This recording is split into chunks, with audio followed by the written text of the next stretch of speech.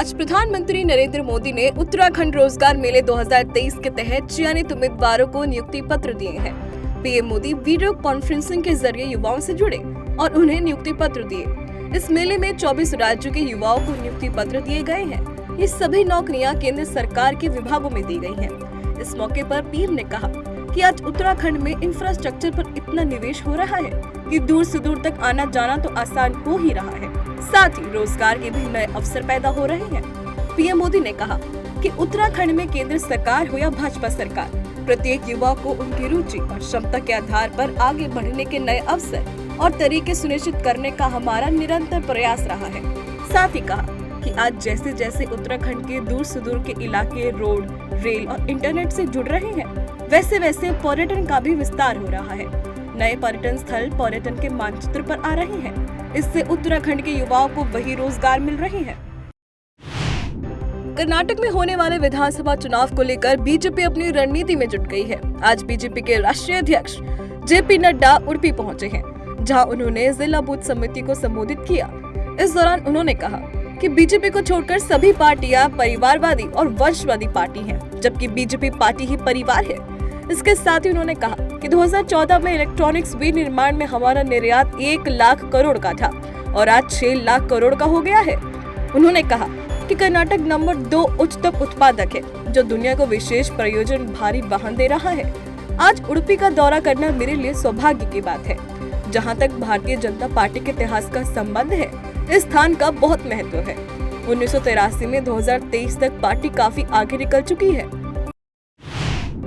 आज मिजोरम और अरुणाचल प्रदेश का स्थापना दिवस है, जिसे लेकर पीएम ने ट्वीट कर कहा, मेरी कामना है कि आने वाले वक्त में पूर्वोत्तर के ये प्रदेश विकास की नई ऊंचाइयों को छुए। पीएम ने लिखा कि मिजोरम अपनी प्राकृतिक सुंदरता, मेहनती लोगों और उत्कृष्ट मिजो संस्कृति के लिए जाना जाता है।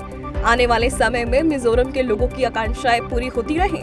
पीएम मोदी ने अरुणाचल प्रदेश के लोगों को भी उनके राज्य की स्थापना दिवस पर बधाई दी है और कहा कि गतिशीलता और देशभक्ति का पर्याय बने अरुणाचल प्रदेश के लोगों को राज्य स्थापना दिवस की शुभकामनाएं। इसके साथ ही राष्ट्रपति द्रौपदी मुर्मू ने भी अरुणाचल प्रदेश और मिजोरम के स्थापना दिवस पर राज्य के लोगों को बधाई देते हुए कहा कि ये राज्य भारत की समृद्ध संस्कृति और विविधता का प्रतिनिधित्व करते हैं। आज के दिन 1987 में अरुणाचल प्रदेश और मिजोरम को केंद्र शासित प्रदेश की जगह राज्य का दर्जा मिला था।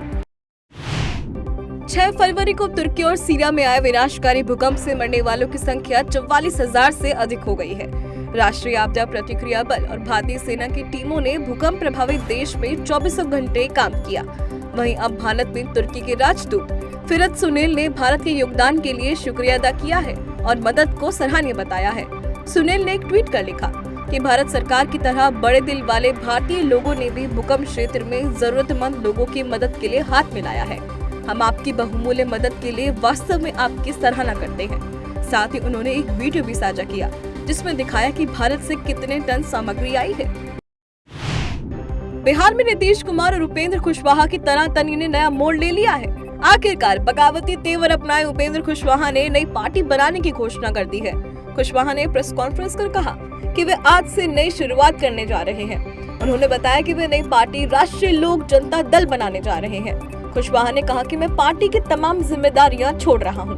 साथ ही कहा कि विपक्षी पार्टियों में एकता नहीं है और ऐसे में पीएम मोदी के लिए 2024 में जीतना आसान होगा। कुशवाहा ने कहा कि नीतीश कुमार ने शुरुआत में अच्छा किया, लेकिन अंत में जिस रास्ते पर उन्होंने चलना शुरू किया वे उनके और बिहार के लिए बुरा है। छत्तीसगढ़ में कोयला घोटाले को लेकर एक बार फिर प्रवर्तन निदेशालय यानी ईडी ने छापे मारे हैं। ईडी ने इस दौरान 14 जगहों पर छापेमारी की कार्रवाई की है। जिन नेताओं के यहाँ छापे मारे गए हैं उनमें प्रदेश कांग्रेस कमेटी के कोषाध्यक्ष राम गोपाल अग्रवाल, श्रम कल्याण मंडल अध्यक्ष सुशील सन्नी अग्रवाल, विधायक देवेंद्र यादव, प्रवक्ता आरपी सिंह, विनोद तिवारी, कांग्रेस की मीडिया प्रवक्ता आरपी सिंह आदि शामिल हैं। बताया जा रहा है कि रेड में 80 से ज्यादा अधिकारी शामिल हैं। रायपुर के गीतांजलि नगर, भिलाई, श्री राम नगर, पंडरी सहित कई जगहों पर यह छापेमारी चल रही है। छत्तीसगढ़ के राजनांदगांव में नक्सलियों ने एक बार फिर कायराना करतूत को अंजाम दिया है। जिले के बोरतालाब थाना क्षेत्र में नक्सलियों ने पुलिस के जवानों पर हमला कर दिया। पुलिस और नक्सलियों के बीच हुई मुठभेड़ में 2 जवान शहीद हो गए हैं। वहीं नक्सलियों ने पुलिस गाड़ी को आग के हवाले कर दिया। एसपी अभिषेक मीणा ने जानकारी देते हुए बताया कि आईटीबीपी और डिस्ट्रिक्ट फोर्स की टीमें मौके पर जांच कर रही हैं। बता दें कि राजनांदगांव और महाराष्ट्र बॉर्डर में शराब तस्करी को रोकने के लिए पुलिस ने चेक पॉइंट लगाया था। इस रूट पर आने जाने वाली सभी गाड़ियों को चेक किया जा रहा था, जहां नक्सलियों ने इस वारदात को अंजाम दिया। चुनाव आयोग द्वारा शिंदे गुट को शिवसेना का नाम और चुनाव चिन्ह दिए जाने के मामले को लेकर उद्धव गुट ने सुप्रीम कोर्ट में याचिका दाखिल की और अर्जेंट बेसिस पर सुनवाई करने की अपील की है। मुख्य न्यायाधीश डीवाई चंद्रचूड़ की अगुवाई वाली पीठ ने उनकी याचिका पर तत्काल सुनवाई से इनकार कर दिया। साथ ही सुप्रीम कोर्ट ने कहा कि वह मंगलवार को इस मामले में बात करेंगे। सीमा सुरक्षा बल के जवानों ने बीते 3 हफ्तों में अब तक पाकिस्तान के कम से कम 5 ड्रोन को मार गिराया है। ये ड्रोन पंजाब में अंतर्राष्ट्रीय सीमा के पार से ड्रग्स ला रहे थे। बीएसएफ के अधिकारियों ने बताया कि 5 ड्रोन से कम 10 किलो हेरोइन जब्त की गई है। अधिकारी को जांच से पता चला है कि ड्रोन में इस्तेमाल की जाने वाली बैटरियां कराची स्थित एक कंपनी में बनाई गई थी। पिछले वर्ष सुरक्षा कर्मियों ने भारत में उड़ रहे ऐसे 22 ड्रोन को मार गिराया था। इतना ही नहीं, ड्रोन सिर्फ ड्रग्स नहीं ले जा रहे, बल्कि बीएसएफ ने पिछले 2 महीनों में कम से कम 2 मामलों में हथियार को ले जा रहे ड्रोन को भी मार गिराया है। आर्थिक बदहाली और दिवालिया होने की कगार पर खड़े पाकिस्तान के सामने एक और मुसीबत आ गई है। अफगानिस्तान में तालिबान के नेतृत्व वाली सरकार ने इस्लामाबाद पर अपनी प्रतिबद्धताओं से मुकरने का आरोप लगाते हुए पाकिस्तान के साथ देश के मुख्य व्यापार और सीमा पर बॉर्डर पॉइंट में से एक को बंद करने का आदेश दिया है। पाकिस्तानी मीडिया के अनुसार तुर्खम के अफगान तालिबान आयुक्त ने कहा कि यात्रा और पारगमन व्यापार के लिए बॉर्डर पॉइंट को बंद कर दिया गया है। तुर्खम में तालिबान के आयुक्त मौलवी मोहम्मद सिद्दीकी ने ट्वीट किया कि पाकिस्तान ने अपनी प्रतिबद्धताओं का पालन नहीं किया है और इसीलिए नेतृत्व के निर्देश पर प्रवेश द्वार को बंद कर दिया गया है। हरियाणा के राज्यपाल बंडारू दत्तात्रेय के अभिभाषण के साथ ही बजट सत्र शुरू हो गया। राज्य के मुख्यमंत्री मनोहर लाल बतौर वित्त मंत्री 23 फरवरी को राज्य का बजट पेश करेंगे। बता दें कि राज्य विधानसभा का बजट सत्र 2 चरणों में होगा। पहला चरण 20 फरवरी से 23 फरवरी और दूसरा चरण 17 से 22 मार्च तक चलेगा। वहीं राज्यपाल बंडारू दत्तात्रेय ने हरियाणा सरकार के विभागों के विलय को अच्छा बताया और कहा कि मेरी सरकार के द्वारा किए गए इस फैसले से राज्य विकास में मदद मिलेगी। पटना के नदी थाना क्षेत्र के जेठोली गांव में सोमवार को एक बार फिर से तनाव भड़क गया है।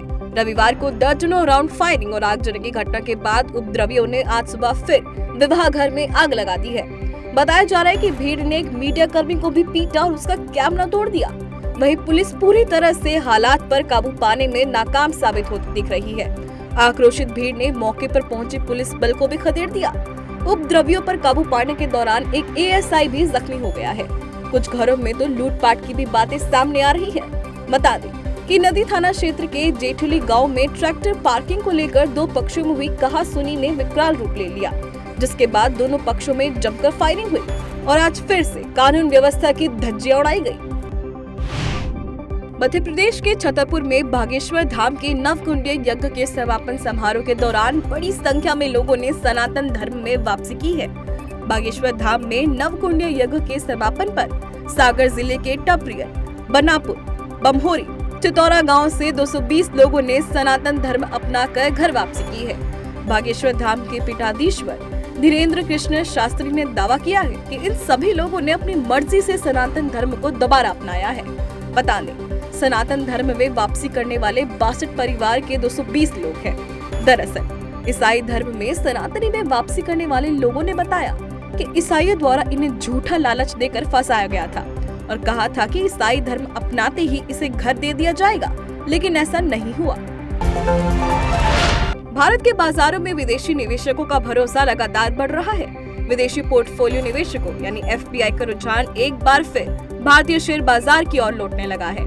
बीते हफ्ते एफपीआई ने शेयर बाजार में शुद्ध रुपए से 7,600 करोड़ रुपए से ज्यादा का निवेश किया है। डिपॉजिटरी के आंकड़ों के अनुसार 17 फरवरी को खत्म हफ्ते में एफपीआई ने शुद्ध रुपए से 7,666 करोड़ रुपए के शेयर खरीदे। वहीं इस वर्ष अब तक एफपीआई ने शेयरों से शुद्ध रूप से 30,858 करोड़ रुपए निकाले हैं। वहीं इस दौरान उन्होंने लोन या बॉन्ड बाजार में शुद्ध रुपए से 5,944 करोड़ रुपए डाले हैं। भारतीय घरेलू हवाई यात्रा में कोरोना से पहले वाली रौनक फिर से लौट आई है। इंटरनेशनल एयर ट्रांसपोर्ट एसोसिएशन के अनुसार वर्ष 2022 में एयर ट्रैफिक में जबरदस्त वृद्धि देखने को मिली है और इसने 2019 के स्तर को 85.7% को छू लिया है। दरअसल एसोसिएशन ने इस महीने की शुरुआत में रिपोर्ट जारी करते हुए कहा था कि हवाई यात्रा में सुधार दिसंबर 2022 में भी जारी रहा और 2021 की तुलना में पूरे वर्ष प्रदर्शन उच्च स्तर पर रहा। रिपोर्ट के अनुसार विश्व स्तर पर 2022 में कुल यात्री यातायात एक वर्ष पहले की तुलना में 64.4% बढ़ा, जिसमें पूर्व महामारी के स्तर के 68.5% पर पूरे वर्ष का वैश्विक यात्री यातायात था। दिसंबर 2022 में कुल ट्रैफिक 2021 के इसी महीने की तुलना में 39.7% बढ़कर दिसंबर 2019 के स्तर के 76.9% पर पहुंच गया। भारत दौरे पर आई ऑस्ट्रेलियाई टीम की मुश्किलें कम होने का नाम नहीं ले रही हैं। कप्तान पैट कमिंस तीसरे टेस्ट से पहले स्वदेश लौटेंगे। ऑस्ट्रेलियाई टीम की ओर से बताया गया है कि एक और तेज गेंदबाज शेष बॉर्डर गावस्कर ट्रॉफी से बाहर हो गए हैं। ऑस्ट्रेलियाई हेड कोच ने साथ ही खुलासा किया कि हेजलवुड स्वदेश लौटकर रिहैब जारी रखेंगे। जोश हेजलवुड के बाएं पैर की एड़ी में चोट है और वो भारत के खिलाफ नागपुर पर दिल्ली टेस्ट में हिस्सा नहीं ले सके थे। हालांकि कोच मैकडोनाल्ड ने संकेत दिए कि ऑलराउंडर कैमरन ग्रीन की तीसरे टेस्ट में वापसी हो सकती है।